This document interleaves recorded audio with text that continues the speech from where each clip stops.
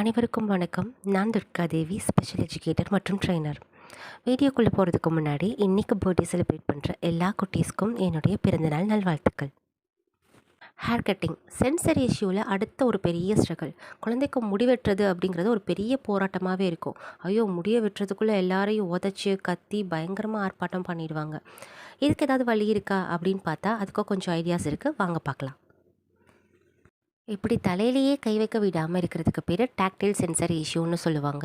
இந்த குழந்தைங்களோட ஸ்கின் ரொம்ப சென்சிட்டிவாக இருக்கிறதுனால முடி வெட்டுறது மட்டும் இல்லை, தலைவாரி வெட்டுறது கூட சிரமம் தாங்க. ஸோ இதுக்கான ஃபர்ஸ்ட் என்னோட ஐடியா ப்ரெஷர் மெத்தட் தாங்க.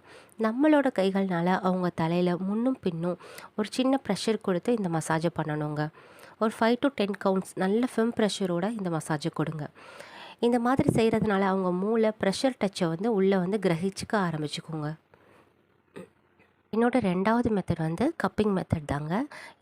அதாவது கையை ஒரு கப்பு போல் குவிச்சு வச்சுட்டு மெதுவாக அவங்களோட தலையில் டேப் பண்ணி விடுங்க. இதை ஒரு 30 செகண்ட்லேருந்து 1 மினிட் வரை கூட இதை செஞ்சு விடலாங்க. இந்த மாதிரி செய்கிறப்போ ஒரு டிஃப்ரெண்ட் டச் குழந்தைங்களுக்கு கிடைக்கும்.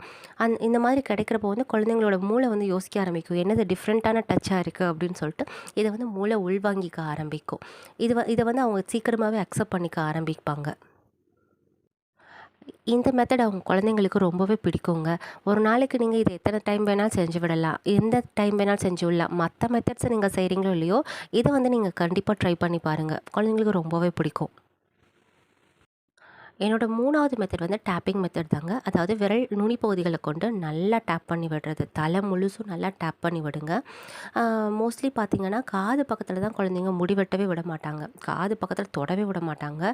ஸோ காது ஓரமாக நல்லா இந்த மாதிரி டேப் பண்ணி விடுங்க. இந்த மாதிரி டிஃப்ரெண்டான டச் அவங்களுக்கு போகிறப்போ அடுத்து ஏதாவது அவங்க சிசரோ இல்லை சீப்போ வைக்கிறப்போ முடி வெட்டுறவங்களுக்கு சிரமமாக இருக்காது. அதுக்காக தான் நம்ம இந்த மாதிரி டிஃப்ரெண்ட் டைப் ஆஃப் ப்ரெஷர் டச்சை நான் அவங்களுக்கு சொல்லிக் கொடுக்குறேன். ஸோ இப்போ டேப்பிங் மெத்தடில் நல்லா காது ஓரமாகவும் நல்லா கழுத்து பகுதியிலையும் நல்லாவே டேப் பண்ணி விடுங்க.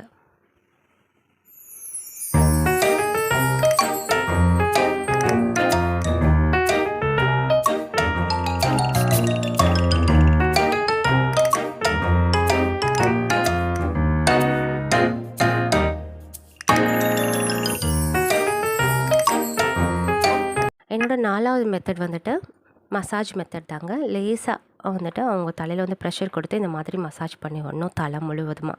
இதுதான் 4வது மெத்தட். இந்த மாதிரி டிஃப்ரெண்ட் டச்சஸை அடிக்கடி நம்ம கொடுக்கறது மூலமாக நம்ம மூளையில் அதிகமான சென்சரி இன்புட் கிடச்சிக்கிட்டே இருக்கும். எல்லாமே ப்ராக்டிஸ் தாங்க. நம்ம எப்படி ஒரு சின்ன விஷயத்தை அடிக்கடி ப்ராக்டிஸ் பண்ணுறது மூலமாக அது நமக்கு பழக்கமாக மாறுதோ, அதே மாதிரி தான் குழந்தைங்களுக்கு இந்த மாதிரி டிஃப்ரெண்ட்டான டச்சஸ், ப்ரெஷர்ஸ், மசாஜ் இதெல்லாம் கொடுக்குறப்போ அது ஒரு பழக்கமாகவே மாற ஆரம்பிக்கும். அப்புறம் நாம் மட்டும் இல்லை, வேறு யார் தலையை தொட்டாலும் கொஞ்சம் கொஞ்சமாக அவங்க அதுக்கு அக்செப்ட் பண்ணிக்க ஆரம்பிப்பாங்க. சில குழந்தைங்க பார்த்துக்கிட்டிங்கன்னா கத்திரிக்கோல், ட்ரிம்மர், சீப்பு இதெல்லாம் பார்த்து பயங்கரமாக பயப்படுவாங்க. அதை தலைக்கட்டை கொண்டு வந்தாலே ஓடிடுவாங்க. ஸோ வீட்டில் இருக்கும்போது நீங்கள் என்ன பண்ணுறீங்கன்னா, ஒரு பொம்மை கத்திரிக்கோலை கொடுத்து உங்களுக்கு முடிவெட்டுற மாதிரி ஒரு ஒரு சின்னதாக விளையாட ஆரம்பிங்க. உங்களுக்கு முடிவெட்ட சொல்லுங்கள். பிளாஸ்டிக் கத்திரிக்கோலை கொடுத்துங்க, பாரு அப்பா முடிவெட்டிக்கிட்டேன், அம்மா முடிவெட்டிக்கிட்டேன், எனக்கு ஒன்றுமே ஆகலை பாரு, சூப்பராக நான் முடிவெட்டிக்கிட்டேன், உனக்கும் ஒன்றும் செய்யாது அப்படின்னு சொல்லிட்டு வீட்டிலையே இப்போ நீங்கள் நெக்ஸ்ட் வீக் நீங்கள் முடிவெட்ட போகிறீங்கன்னா இந்த வீக்கே இந்த மாதிரி விளையாட ஆரம்பிங்க.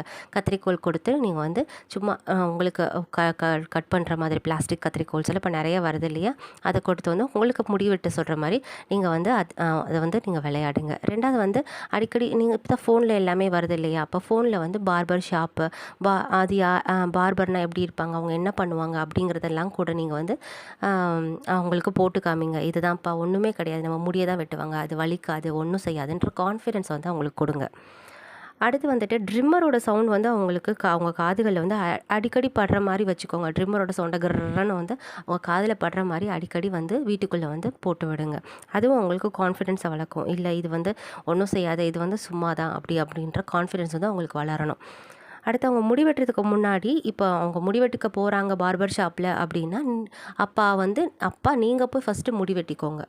அப்போ தான் குழந்தைக்கு கான்ஃபிடென்ஸ் வரும். அப்பா முடிவெட்டிக்கிட்டாரு, ஒன்றும் இல்லையே, பயப்படுற அளவு ஒன்றுமே இல்லையே அப்படின்னு சொல்லி நீங்கள் சொல்லுங்கள், பாரு அப்பா முடிவெட்டிக்கிட்டு எனக்கு ஒன்றும் ஆகலை, ஒன்றுமே பண்ணல, நீயும் முடிவெட்டிக்கோ அப்படின்ற மாதிரி நீங்கள் சொல்லுங்கள்.